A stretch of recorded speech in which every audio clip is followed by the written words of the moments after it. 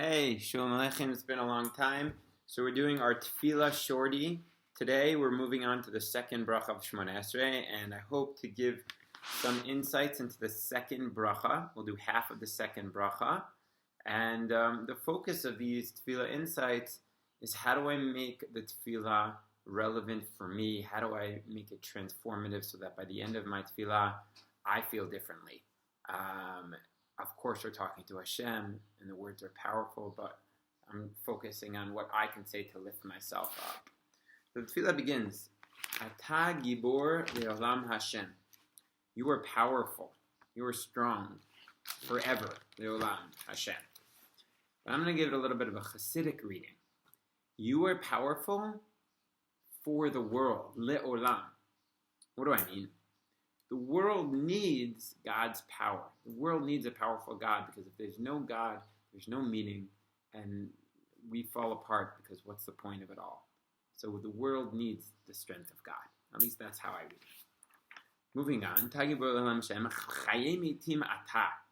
You bring back the dead from life. The life from death. You bring dead back to life. Now, of course, literally what we are referring to here is the resuscitation of the dead, the end of days, judgment day. All the souls in the soul world will come back and the bodies will be revived. And of course, on one level, this can also refer to the state of Israel and the revival of the state of Israel, which is so beautifully portrayed in the Hatikvah song.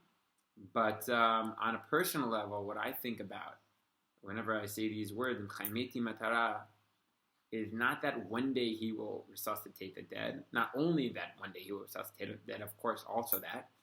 But right now, you're resuscitating the dead. The Gemara says that Rishayim are considered dead. And a person who's giving into the Yetzer Hara and letting the sad thoughts control him, that's also a form of death. And Torah and tefillah really brings us back to life. If you ever had like a transformative tefillah, you know that it's really life-giving. Transformative learning, it gives you koach.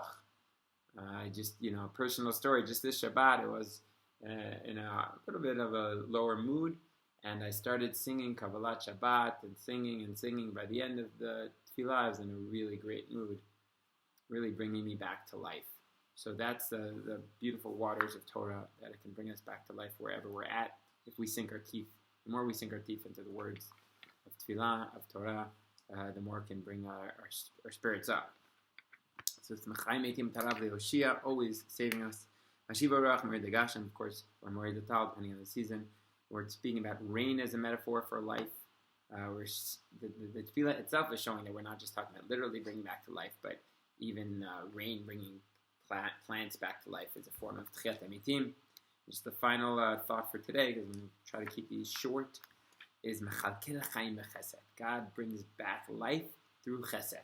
That has two meanings for us.